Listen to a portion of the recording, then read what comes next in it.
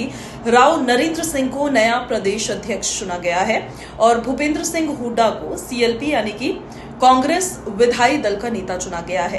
ये बदलाव पार्टी की रणनीति को किस ओर लेकर जा रहा है, पार्टी के भीतर कौन खुश है, कौन नाखुश है यानी नाराज है और कौन आने वाले चुनावों में समीकरणों पर इसका क्या असर पड़ सकता है, आज के इस वीडियो में हम करेंगे इन सभी पहलुओं पर गहराई से विश्लेषण, जानने की कोशिश करेंगे कि अभी फिलहाल हरियाणा कांग्रेस में चल क्या रहा है। सबसे पहले देखिए, कांग्रेस ने हरियाणा में एक साथ दो बड़े फैसले लिए हैं। सबसे बड़ा फैसला, पहला फैसला, राव नरेंद्र सिंह को प्रदेश कांग्रेस कमेटी का अध्यक्ष नियुक्त किया गया है और दूसरा बड़ा फैसला उन्होंने लिया है, भूपेंद्र सिंह हुड्डा को फिर से सीएलपी लीडर यानी कि विधानसभा में कांग्रेस विधायक दल का नेता बनाया गया है। अचानक नहीं है, बल्कि कांग्रेस हाईकमान की रणनीति का हिस्सा है।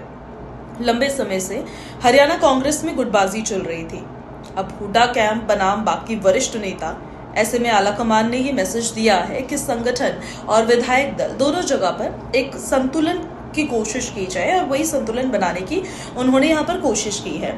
अब देखिए रणनीति क्या है, इसको जरा समझने की जरूरत है। कांग्रेस की नजर तो साफ है कि 2029 लोकसभा और 2030 विधानसभा चुनावों में बीजेपी को चुनौती देने के लिए ओबीसी वोट बैंक को साधना होगा। तो इसलिए राव नरेंद्र सिंह ओबीसी समुदाय से आते हैं, उनका प्रदेश अध्यक्ष बनना सीधे सीधे पार्टी की ओबीसी आउटरीच स्ट्रैटेजी का एक हिस्सा माना जा रहा है।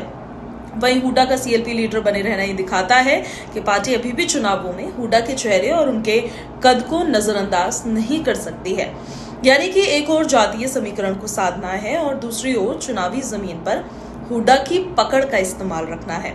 यही कांग्रेस का डबल प्लान है जो फिलहाल इन दोनों फैसलों के बाद से नजर आ रहा है, लेकिन विरोध की आवाजें उठ रही है। ये फैसला हर किसी को रास नहीं आया है। सबसे पहले बात करेंगे कैप्टन अजय सिंह यादव की, जिन्होंने साफ कहा है कि पार्टी लगातार कमजोर हो रही है। ऐसे में ये नियुक्ति कार्यकर्ताओं का मनोबल गिराने वाली है।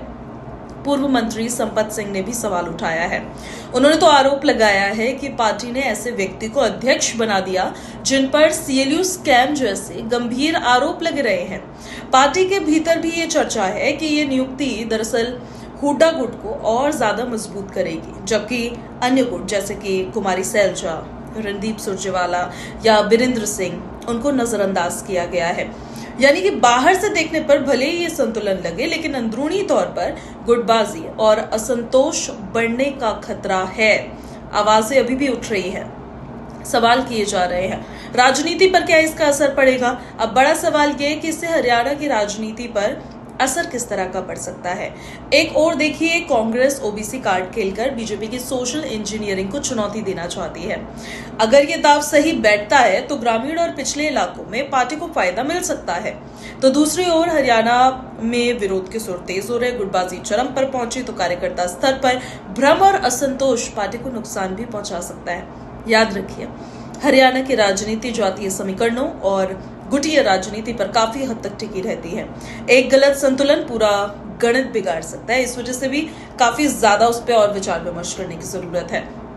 जनता और विपक्ष की नजर किस तरह की रहेगी। विपक्ष खास करके एनएलडी और बीजेपी पहले ही सीएलयू स्कैम का मुद्दा उठा रहे हैं और जनता की नजर में ये सवाल खड़ा हो सकता है कि क्या कांग्रेस साफ छवि वाले नेताओं को आगे ला रही है या फिर गुटबाजी के दबाव में समझौते ही कर रही है।